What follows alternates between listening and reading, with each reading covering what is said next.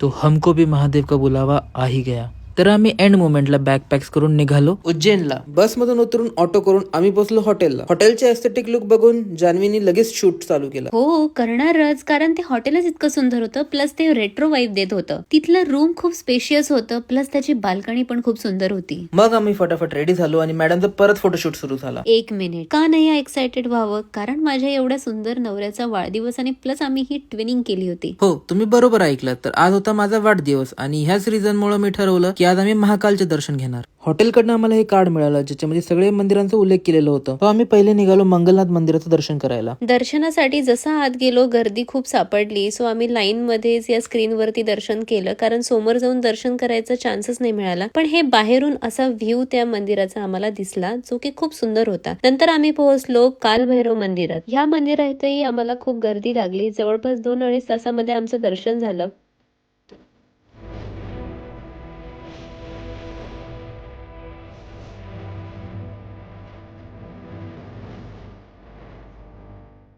Next आम्ही पोहोचलो तिरुमन गणेश मंदिरला. इथले निवांत दर्शन करून आम्ही नेक्स्ट निघालो गडकालिका मंदिरला. अशा प्रकारे आमचा अर्धा दिवस संपला होता आणि आता बारी होती मेन दर्शनाची, जे की होते महाकालचे. Stay tune for the next video.